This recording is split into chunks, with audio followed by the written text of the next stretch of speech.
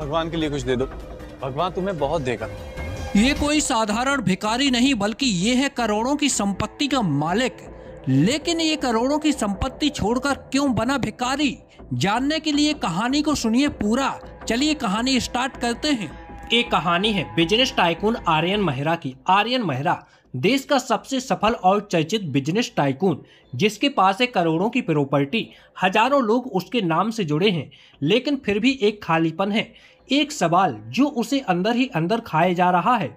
एक दिन रात का सन्नाटा, हल्की लाइट टिमटिमा रही थी। आर्यन अपने बड़े ऑफिस रूम में बैठा था। सूट की जैकेट उतारकर कुर्सी पर डाली हुई थी, टाई ढीली थी, टेबल पर वाइन का गिलास और कुछ खुले हुए बिजनेस फाइल रखे हुए थे। उसकी आंखें गहरी सोच में डूबी हुई थी। दीवार पर लगी उसकी तस्वीर, प्रेस कॉन्फ्रेंस, अवार्ड नाइट, सब कुछ देखता है। वह एक डायरी खोलता है, उसमें कुछ लिखना शुरू करता है। वह लिखता है, क्या सफलता के बाद असली जिंदगी यही है? फिर वह अचानक लिखता है, मैं अब आर्यन नहीं बल्कि समीर बनूंगा। उसके चेहरे पर हल्की मुस्कान, मानो किसी बोझ से वह मुक्त हो गया हो। हर इंसान के अंदर एक सवाल होता है, क्या मैं वही हूं जो लोग देखते हैं? आर्यन के अंदर ये सवाल तूफान बन चुका था और वह उसी रात उसने ठान लिया अपनी पहचान छोड़कर एक नई जिंदगी जीने का। सुबह की हल्की धूप, विशाल वॉक इन वाइड रोब, चारों ओर महंगे सूट, चमकदार शूज, ब्रांडेड परफ्यूम। आर्यन खड़ा है शीशे के सामने। धीरे धीरे वह अपने सारे महंगे कपड़े पैक करता है, कुछ चैरिटी बॉक्स में डालता है। उसकी कलाई से चमकती हुई घड़ी उतरती है, महंगे जूते हटते हैं। फिर वह एक पुराना बैग निकालता है जिसमें भूरे रंग की शर्ट, खाकी पैंट और घिसी हुई चप्पल रखी थी। वह उन्हें पहन लेता है, बाल बिना सेट किए हुए, चेहरे पर हल्की धूल। अब वह कोई बिजनेस टाइकून नहीं दिखता था, बल्कि सड़क का आम आदमी दिख रहा था। कपड़े हमारी पहचान का पहला हिस्सा होते हैं। आर्यन ने जैसे ही अपने कपड़े बदले, वह आर्यन से समीर में बदल गया। अब उसकी नई जिंदगी की शुरुआत होनी थी। शहर की चहल पहल है, धूप तेज है, सड़क पर लोगों की भीड़ है।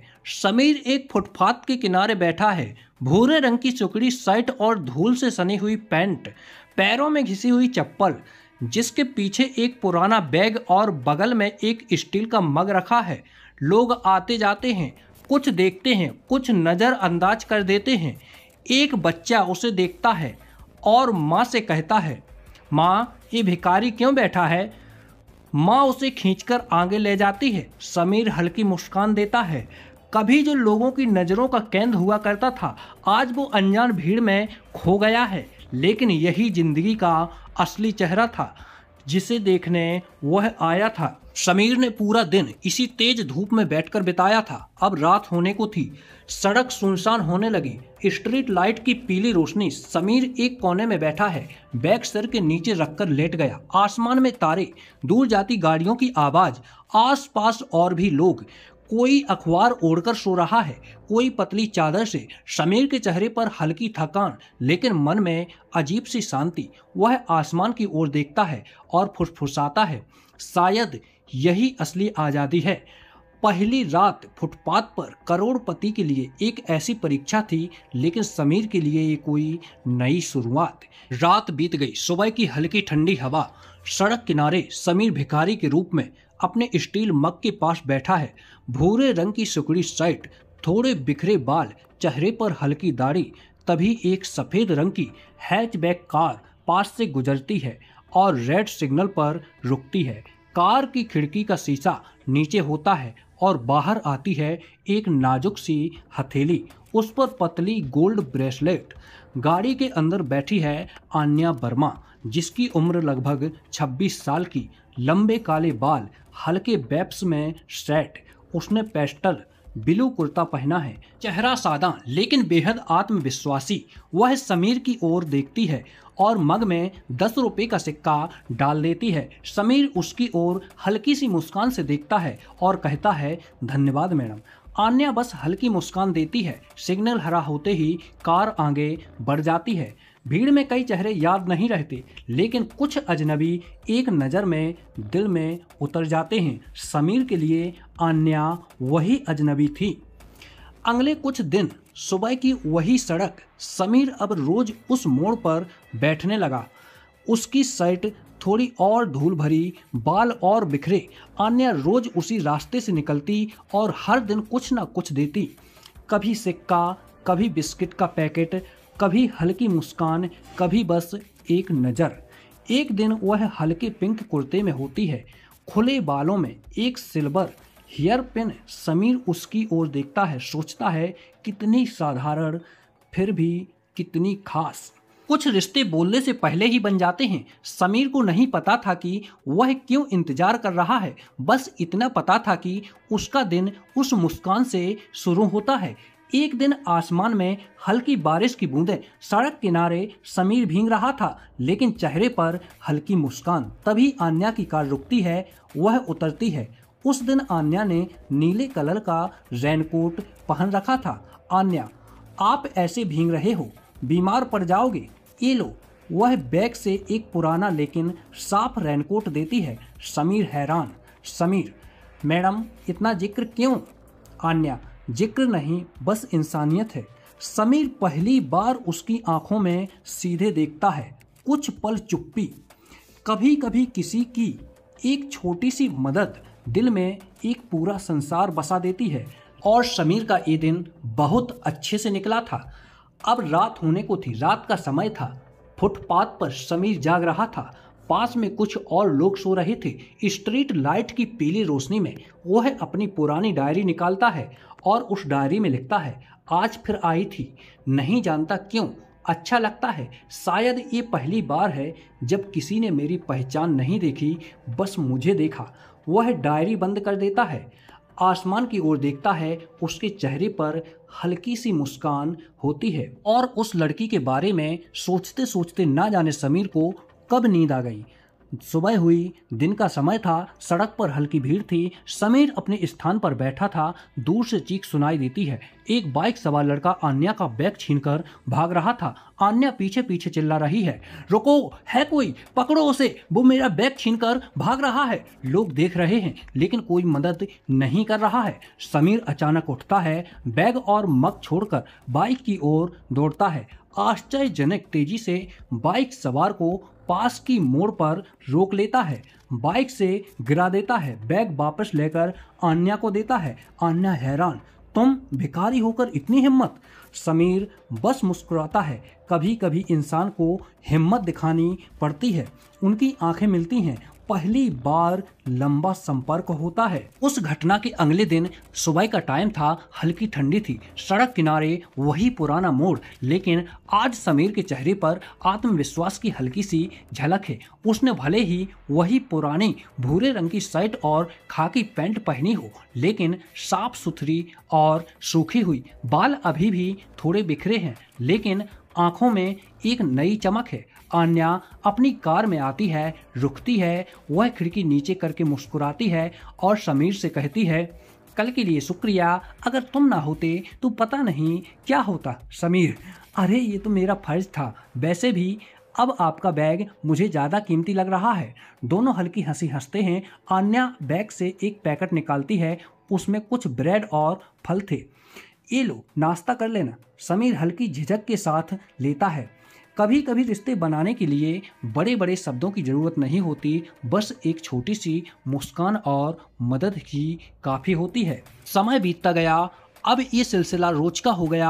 आन्या हमेशा कुछ ना कुछ देती, कभी खाना, कभी दवा, कभी सिर्फ एक मुस्कान। समीर अपनी डायरी में आन्या के बारे में कुछ न कुछ लिखता गया। एक शाम समीर सड़क के कोने पर बैठा था और आसमान में ढलता सूरज देख रहा था। उसके कानों में लोगों की चहल पहल है, लेकिन मन में सिर्फ एक चेहरा। क्यों अच्छा लगता है उसका आना, क्यों इंतजार करता हूँ मैं, क्या ये सिर्फ उसकी दया है या कुछ और? समीर डायरी में लिखता है, ये अजनबी अब मेरी सबसे बड़ी उम्मीद बन गई है। सुबह आन्या की कार आज सड़क पर नहीं दिखती। समीर बेचैन हर गुजरती गाड़ी को देखता है। मग खाली पड़ा है, लेकिन उसकी नज़र सिर्फ सड़क पर है। दोपहर तक इंतजार, तभी दूर से आती है वही सफ़ेद हैचबैक, लेकिन धीरे। कार रुकती है, आन्या उतरती है। उसने हल्की ग्रे साड़ी पहनी है। आंखों में थकान और चेहरा उदास। बाल खुले हैं लेकिन बिखरे हुए, आंखों के नीचे हल्के डार्क सर्कल।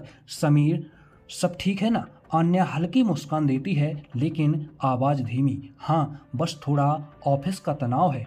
समीर बस देखता है, महसूस करता है। कभी कभी इंसान का चेहरा उसकी सबसे बड़ी कहानी कह देता है। समीर ने पहली बार जाना उसकी मुस्कान के पीछे भी एक दुनिया छुपी हुई है। शाम का समय था, सड़क किनारे कम भीड़ थी। आन्या कार रोककर आती है और पहली बार समीर के पास बैठ जाती है।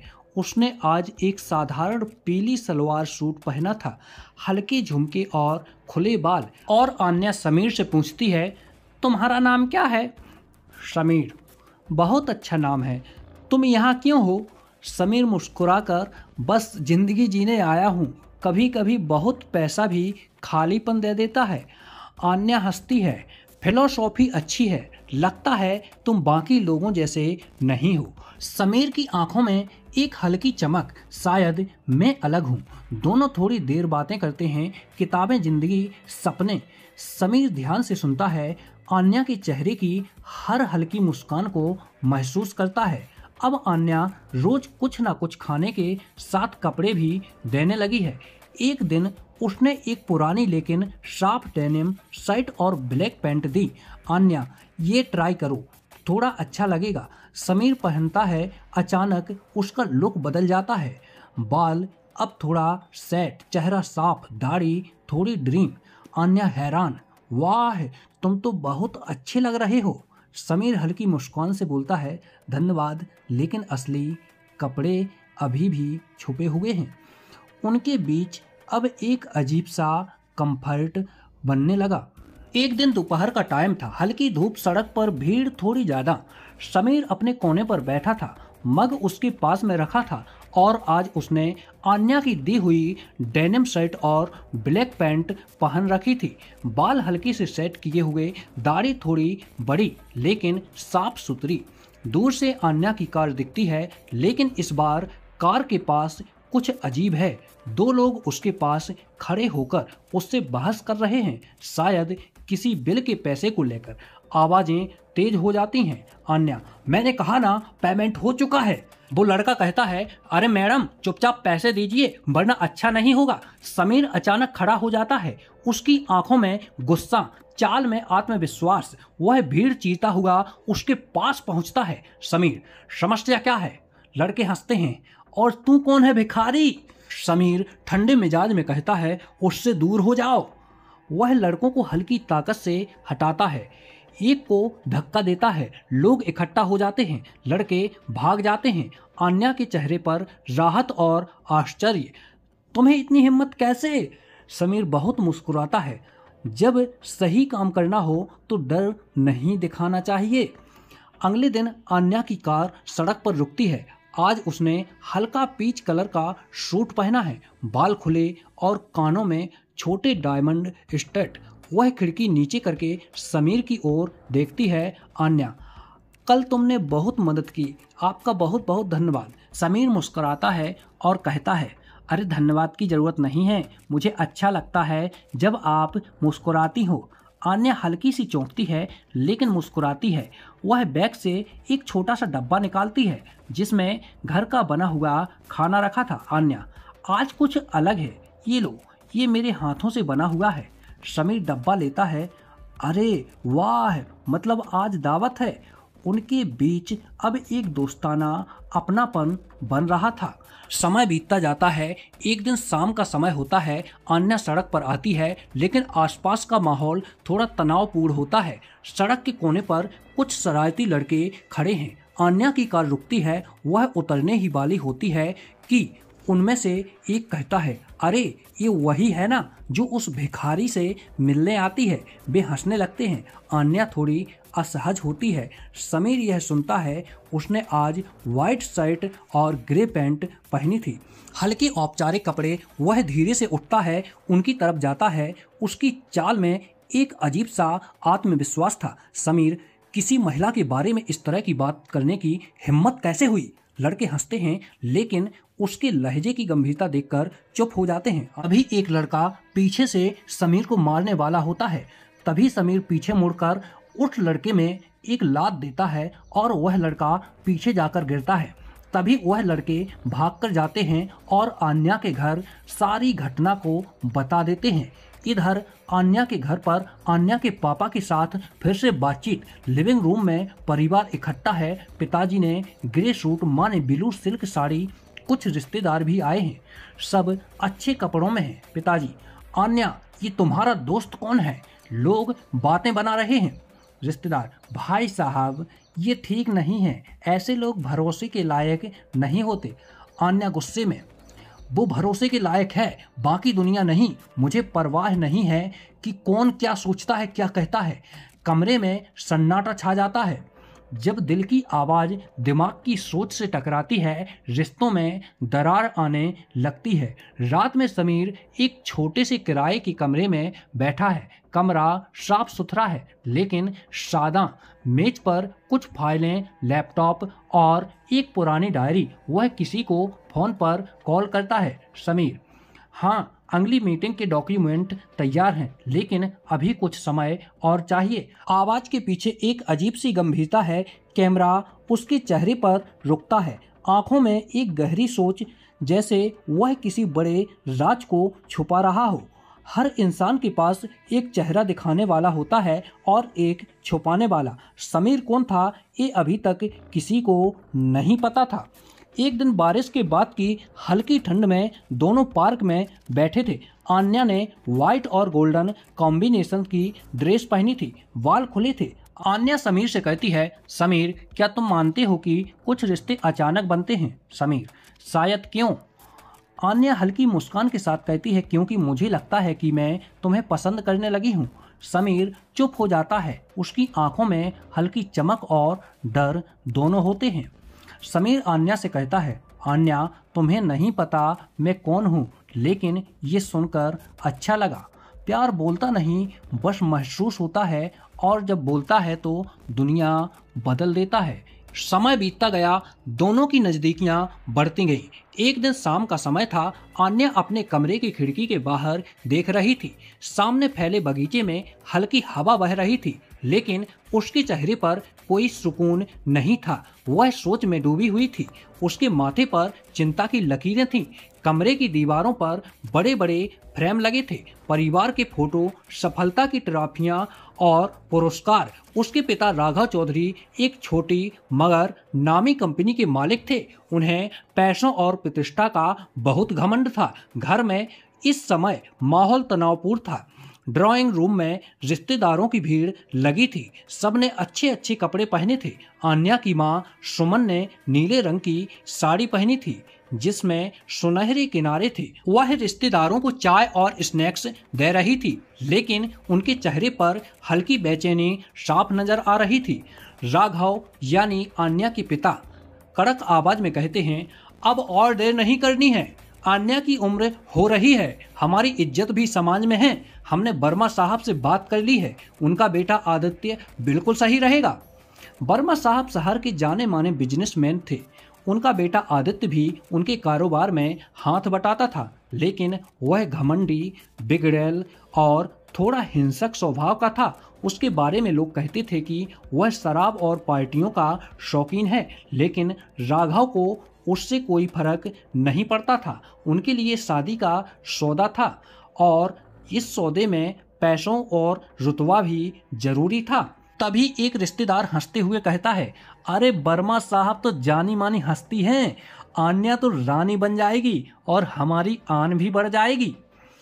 तभी सुमन कहती है संकोच के साथ, लेकिन राघव क्या आपने आन्या से बात की? राघव गुस्से में, बेटी से क्या करनी है, हम जानते हैं कि उसके लिए क्या अच्छा है। आजकल लड़कियों को ज्यादा छूट देने से वो बिगड़ जाती हैं। कमरे में ये सब बातें चल रही थीं और आन्या के कानों में हर शब्द चुभ रहा था। उसने चुपचाप दरवाजा बंद किया और बिस्तर पर बैठ गई। उसकी आंखों में आंसू थे। वह समीर के बारे में सोच रही थी। वह समीर जिसे समाज भिखारी समझता था, लेकिन उसकी आंखों में सच्चाई और दिल में दया थी। अगले दिन आन्या को उसके माता पिता ने बुलाया। उसने हल्के गुलाबी रंग का सूट पहना था, बालों को खुला छोड़ा था, चेहरे पर कोई मेकअप नहीं। उसकी आंखों में थकान साफ नजर आ रही थी। राघव, आन्या, हमने तुम्हारा रिश्ता पक्का कर दिया है, अगले महीने शादी है। आन्या चकित होकर, क्या पापा? लेकिन मैंने तो। राघव टोकते हुए, आन्या, ये फैसला तुम्हारे भले के लिए है। आदित्य अच्छा लड़का है। आन्या दृढ़ स्वर में अपने पिताजी से कहती है, पापा, मैं आदित्य से शादी नहीं करना चाहती। कमरा कुछ पलों के लिए खामोश हो गया। रिश्तेदारों के बीच खानाफूसी शुरू हो गई। सुमन ने धीरे से राघव के हाथ पर हाथ रखा। राघव गुस्से में, ये तुम्हारा आखिरी फैसला नहीं है, हमारी इज्जत दांव पर है। अगर तुमने इनकार किया तो तुम्हें इस घर में कोई जगह नहीं मिलेगी। आन्या का दिल जोर जोर से धड़कने लगा। उसने कुछ कहना चाहा, लेकिन शब्द गले में अटक आई। उस रात आन्या अपने कमरे में देर तक जागती रही। उसने अपने फोन पर समीर का नंबर देखा। वह जानती थी कि समीर एक भिखारी की तरह रह रहा है, लेकिन वह उससे अलग था। उसकी सादगी, उसकी मदद करने की आदत, उसकी आंखों की चमक, सब उसे खींचते थे। आन्या धीरे से फोन पर, समीर, मुझे तुमसे मिलना है, बहुत जरूरी।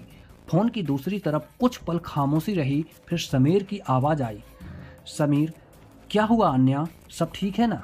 आन्या, नहीं पापा, मेरी शादी आदित्य वर्मा से करना चाहते हैं, मुझे ये रिश्ता मंजूर नहीं है।